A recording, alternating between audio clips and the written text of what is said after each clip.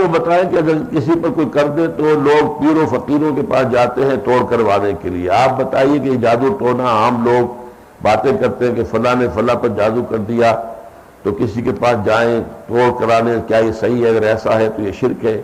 آپ بتائیے اس چیز کے لیے عام گھروں میں پڑھیں سورۃ خلق اور سورۃ الناس. آپ نے تو جواب بھی خود دے دیا مجھے. باقی ہے کہ جادو تو حقیقت ہے, ہوتا ہے, جادو کرنے والے کرتے ہیں, اگرچہ بہت بڑا گناہ ہے, کفر کے درجے میں اس کو شمار کیا گیا ہے.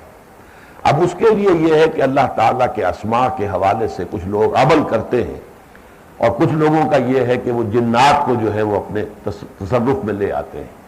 تو اگر شیاطین جن کے ذریعے سے کوئی کام غلط کروایا گیا ہے تو وہ ایسے جنات کے ذریعے سے اس کا توڑ بھی کروا سکتے ہیں. یہ ایک اپنی جگہ پر شعبہ ہے, لیکن یہ کہ اس میں کوئی بھی مشرکانہ لفظ یا مشرکانہ الفاظ یا مشرکانہ عقیدہ نہیں آنا چاہیے. جیسے کہ ہم بیمار ہوتے ہیں تو عقیدہ یہ رہنا چاہیے کہ شفا اللہ کے ہاتھ میں, لیکن دوا بھی آپ کرتے ہیں. دوا پر آپ یہ نہ سمجھیے کہ شفا اس میں ہے. یہی وجہ ہے کہ ہماری بڑی بوڑھی عورتیں اب بھی بچوں کو دوا پلاتی ہیں تو کیا کہتی ہیں؟ اللہ شافی اللہ کافی. پلا رہی ہے دوا, لیکن کیا یہ نہیں ہے اللہ شافی اللہ کافی, یعنی اللہ تعالیٰ ہی شفا دینے والا ہے, اور شفا دینے میں اسے دوا کی ضرورت نہیں ہے, وہ کفایت کرتا ہے خود اپنے اختیار سے, جب چاہے مرض کو دور کر دے.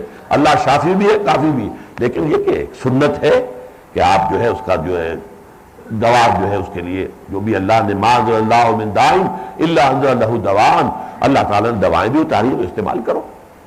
اسی طرح ان چیزوں میں مشرکانہ کوئی عمل نہیں ہونا چاہیے, تو کوئی حرج نہیں ہے. اور آپ نے صحیح لکھا ہے کہ یہ معوذتین جو ہے ان کے بارے میں صحیح احادیث یہی ہیں, یہ نازل ہی ہوئی ہے حضور صلی اللہ علیہ وسلم پر جب ایک یہودی کے وجہ سے وہ جادو کے اثرات ہو گئے تھے, تو اس کے ازالے کے لیے یہ صورتیں پھر نازل کی گئی.